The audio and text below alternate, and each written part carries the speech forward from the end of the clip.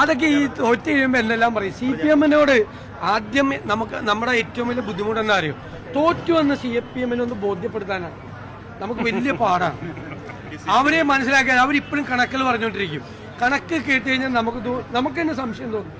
ഞാൻ നിലമ്പൂർ ഉപതെരഞ്ഞെടുപ്പ് കഴിഞ്ഞപ്പോൾ ഞാൻ പിറ്റേ ദിവസം ഒന്ന് പിച്ച് നോക്കി, അത് നമ്മളാണോ ജയിച്ചത് അവരാണോ ജയിച്ചതെന്ന് സംശയം. അങ്ങനത്തെ കണക്ക് പറയും. അത് EMS-ന്റെ കാലം മുതൽ തുടങ്ങിയ ഒരു കണക്കാണ്. അത് അവർ ഇന്നും പറഞ്ഞുകൊണ്ടിരിക്കുന്ന ആളെ. അതിൽ MV ഗോവിന്ദൻ ഭയങ്കര എക്സ്പേർട്ടുമാണ്. താത്വികമായ വിശകലനം ചെയ്ത് തെരഞ്ഞെടുപ്പ് അവർ ജയിച്ചെന്ന് വേണേൽ സമർത്ഥിക്കാം. അതൊന്നുമല്ലല്ലോ.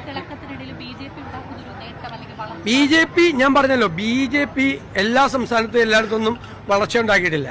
CPM-ന്റെ ചെലവിലാണ് BJP വളർന്നിരിക്കുന്നത്. ഞാൻ നിങ്ങളോടൊരു കാര്യം എത്ര പ്രാവശ്യം ആവർത്തിച്ചു പറഞ്ഞു. ന്യൂനപക്ഷ പ്രീണനം മാറി ഭൂരിപക്ഷ പ്രീണനമായി.